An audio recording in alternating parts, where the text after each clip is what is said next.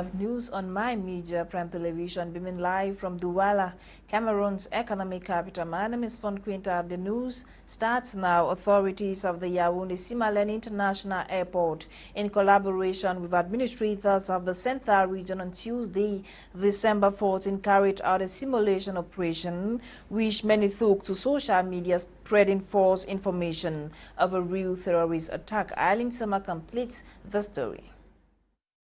The Nsah International Airport in the nation's capital city, Yaoundé, which is the second busiest and largest airport in Cameroon, was reported by some social media users as attacked by terrorists on Tuesday, December 14, 2021. A news which was debunked as fake by the officials of the region and at the airport, as it actually was a case of simulation. A fake military operation had been launched that fateful day, organized by the governor of the center, Nursery, and the authorities of the airport, enacting an attack and dispositions to be immediately taken should in case any happen during the AFCON 2021 tournament to be hosted by Cameroon from January 9, 2022, barely 3 weeks, 3 days from today. However, the authorities at the airport failed to inform the workers, clients, as well as inhabitants of the area about this staged military operation, which led to some sustaining minor and serious injuries due to panic and fright, as they actually thought the airport had come under attack.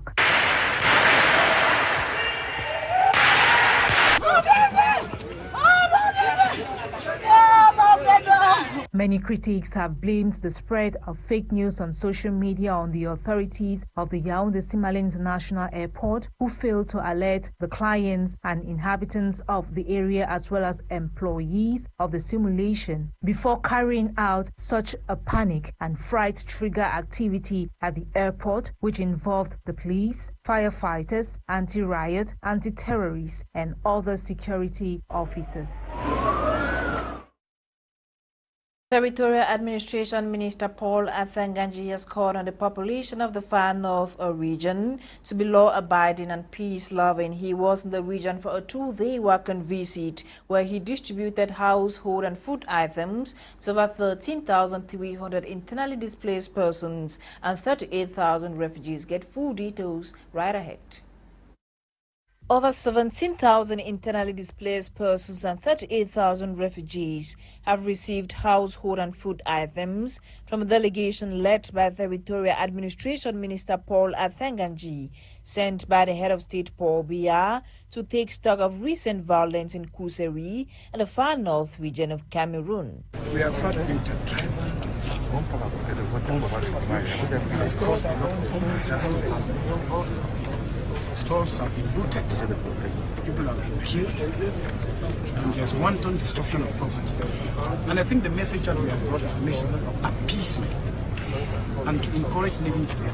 Minister Paul Athanganji, during his working visit to the far north, called on the population to be law-abiding and desist from taking the law into their hands. We are trying to sensitize the population that they should not take the law into their hands, and that if there is any problem, they have to go to the closest administrative authority, go to the forces of law and order, and complain so that things could be done properly.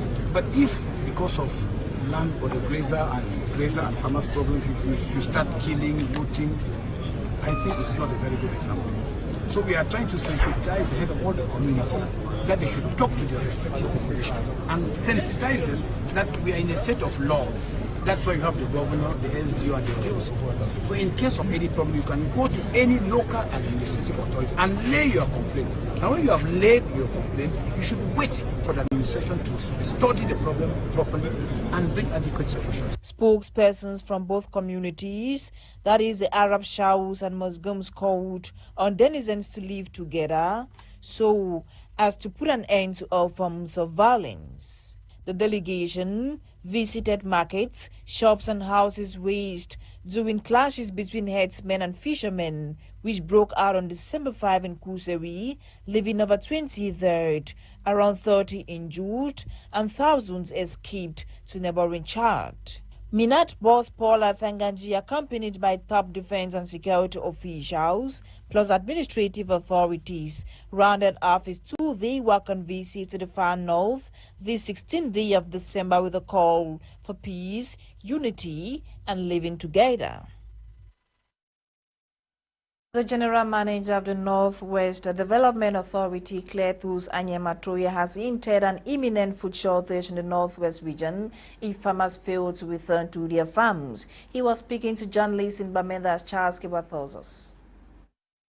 The General Manager of the Northwest Development Authority made known Cletus Anyamatoya December 15, 2021 in Bamenda at Mansfield Plaza gave a press statement on activities of the corporation as he clocks 3 years in office to journalists, accompanied by the Director of Technical Service, the Emmanuel and Bawe Ernest, Director of Administration and Finance, who gave presentations on Midino's actions to finances. Midino's Director Cletus Anyamatoya said, as an administrative opinion leader and concerned developer, to talk to the people of the region through their voices and press organs, hinted an imminent food shortage looming over the entire Northwest region should farmers not return to their farms. As long as Midino and the government services are there to assist the farmers.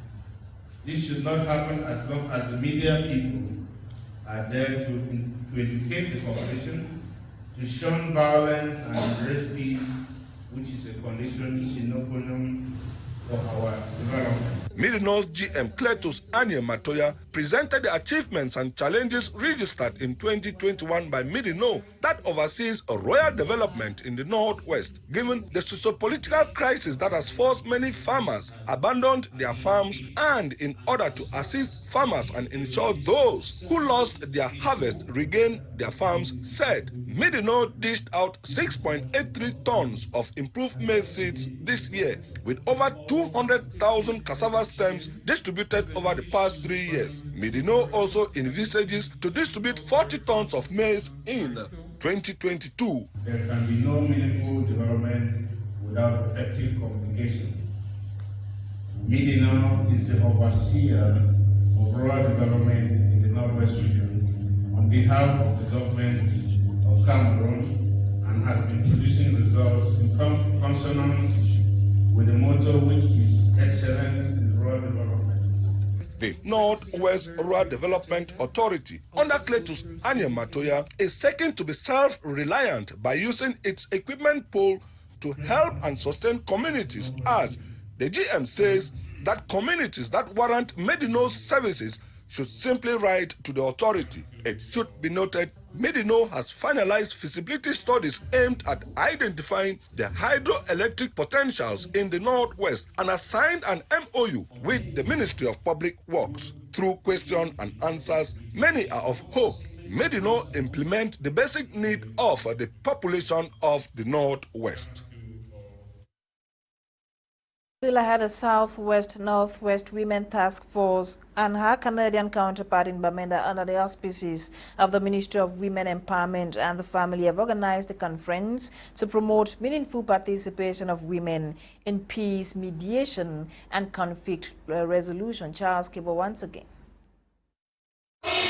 The Southwest-Northwest Women Task Force and her Canadian counterpart December 15, 2021 in Bamenda, under the auspices of the Ministry of Women's Empowerment and the Family, organized a conference bringing the Southwest-Northwest Women Task Force from the 7 divisions of the Northwest with mission to promote meaningful participation of women in peace, mediation, conflict resolution, and decision-making at all levels for sustainable peace and development. Quoting Section 1325 of the UN resolutions that seeks to prevent war and promote peace, the women insisted they will continue to preach the message of peace endlessly. And then it go ahead.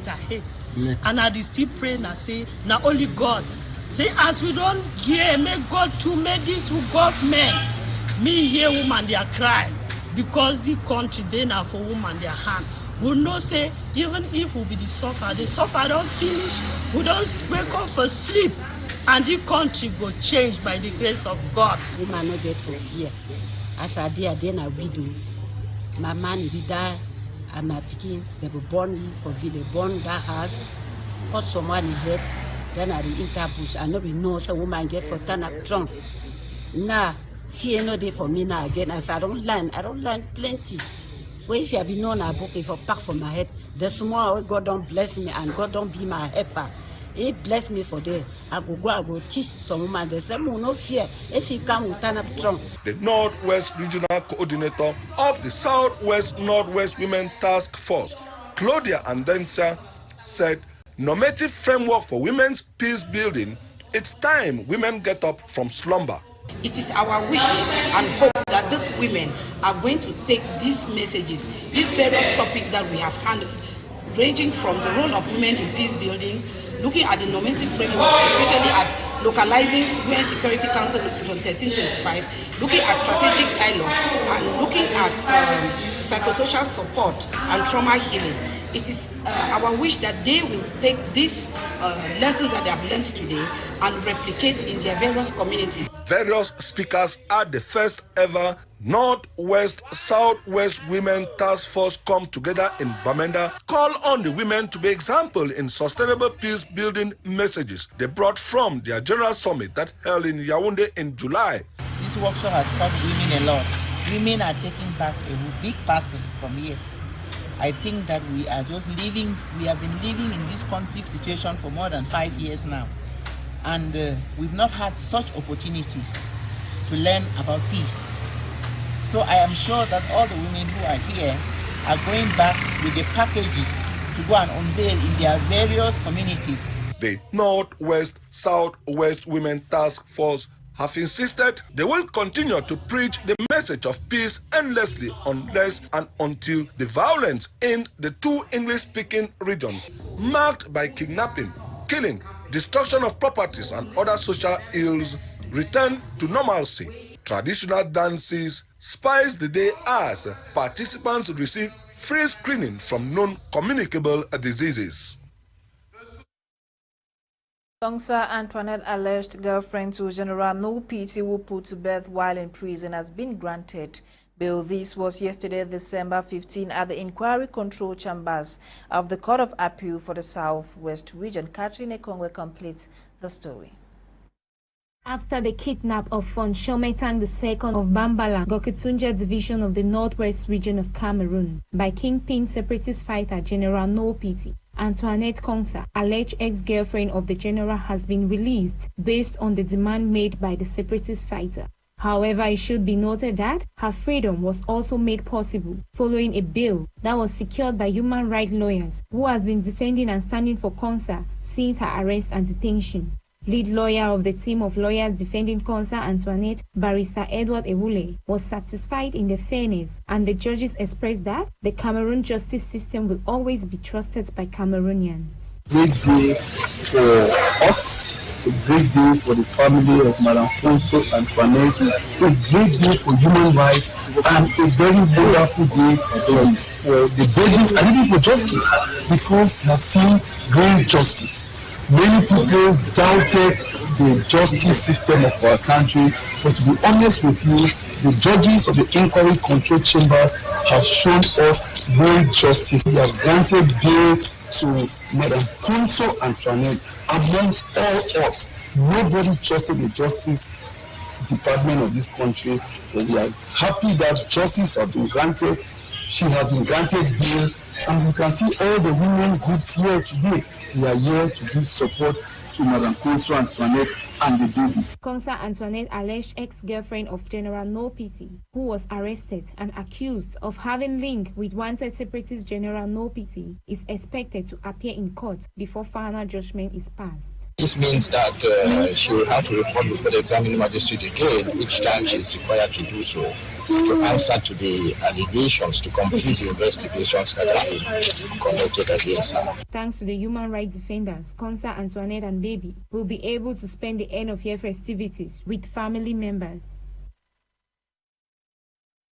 Now, the people of Bakichini, a village in the Northwest region, have organized a Christmas party for children in the lone existing nursery school in the village. The nursery school is the first and only of its kind since the history of Bakichini community. Join gang with details in the following report. For the very first time since its existence, the population of Bakinchini village in the Messager subdivision northwest region of Cameroon can now boast of a nursery school in their community. The nursery school has allowed children too young to attend the primary section to acquire basic oral skills. The school is being created years after several cries had been made by the villagers for the necessity of a nursery school in the village. To celebrate the very first batch of the school this December, a special Christmas party was organized for the children by the school administration with assistance from parents. A party characterized by songs, dance, parades, and rhymes. The creation of nursery school Bakinchini comes at a time when education is nearly halted in the restive northwest region. Burning of schools, kidnapping and killing of teachers and students. The new school is thus regarded as the dawn of hope for the community. The population of Bakinchini continue their cry for help in maintaining the nursery school and the acquisition of basic didactic materials. On our health page, our reporter Bokengo where the focus is on Omicron, the new coronavirus variant that is feared to be underestimated by the World Health Organization. Her report. First designated by the World Health Organization on November 26, 2021, the Omicron of the coronavirus strain, a new variant, has been detected in dozens of countries worldwide. This new variant, unlike any other COVID-19 variant, is stipulated to possess milder symptoms, though it has infected many persons in different countries and multiplying 70 times faster than Delta and the original COVID-19 strain. To this regard, the World Health Organization Director General say, Omicron is spreading at a rate we have not seen with any previous variant. We're concerned that people are dismissing Omicron as mild. Surely, we have learned by now that we underestimate this virus at our peril. Even if Omicron does cause less severe disease, the sheer number of cases could once again overwhelm unprepared health systems. He reiterates on the fact that I need to be very clear. Vaccines alone will not get any country out of this crisis. Countries can and must prevent the spread of Omicron with measures that work today. It's not vaccines instead of masks. It's not vaccines instead of distancing. It's not vaccines instead of ventilation or hand hygiene. Do it all. Do it consistently. Do it well. It should be borne in mind that this variant lives and breeds in other parts of the world and is yet to be identified. 77 countries have now reported cases of Omicron, and the reality is that Omicron is probably in most countries, even if it hasn't been detected yet. As years goes by, the pandemic seems to mitigate and bring new mutations as well as variants. It is important for countries to reinforce barrier measures in a bid to help reduce the spread, prevalence, as well as flatten the curve, especially this festive season. It is less than a week since Samuel Eto'o was declared president of the Cameroon Football Federation FECAFOOT, and news of the new president responding to duty's call has been making rounds. Nolinga with details.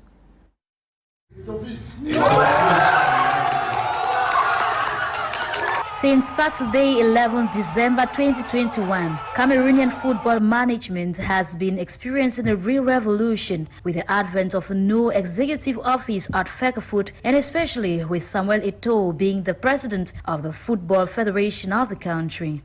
It should be recalled that the elective General Assembly of FECAFOOT opened on Saturday, December 11, 2021 and ended the next morning with the election of the members of the new executive committee of the Cameroonian football body.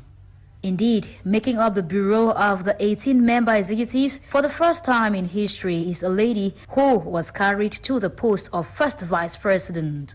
This is Celine Eko, who also doubles as president of the Southern Regional League, as well as former president of the Women's Football League.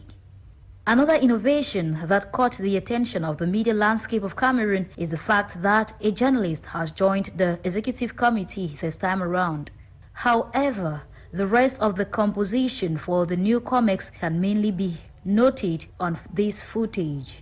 And now, talking on how much the new government has embraced duties, for the first time, the new president of FECAFOOD begins responding to duties call by meeting with the employees of the body at the FECAFOOD headquarters in Yaoundé early this week.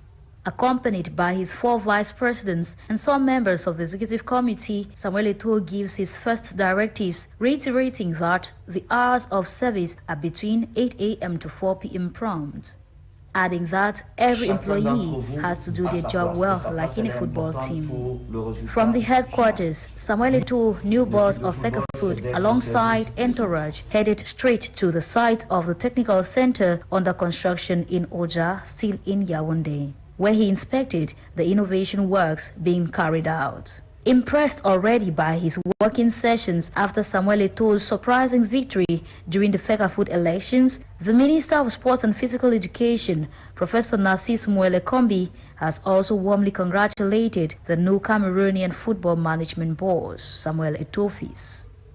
And in the same light, Frank Happy, former chairman of the board of directors of the Union Sportive Football Club in Douala, has painted pink the future of Cameroonian football with the advent of Samuel Eto'o at the head of FECAFOOD.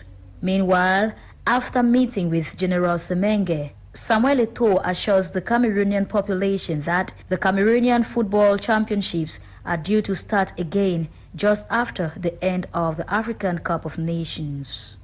He added, this time around, the new executive of the federation will get the footballers back on track due to the endless tussles between the last administration and the clubs. Given that Samuel Eto'o is a man of the people, many sympathizers have reasoned out loud with the question, how strict can Samuel Eto'o be as a manager? The answer, of course, comes forth when Samuel Eto'o, during his second visit at the FECAFOOD headquarters, landed some employees with sanctions. After arriving at about 7:45 a.m., at exactly 8 a.m. prompt, Samuel Eto'o instructed that the gates be closed. Thus, several late arrivals, especially those from the mail services who arrived after 8 a.m., were stranded outside. It should be noted that this was just after day 1 of his working visit at the office, where he had earlier reiterated working hours begin as from 8 a.m. to 4 p.m. prompt.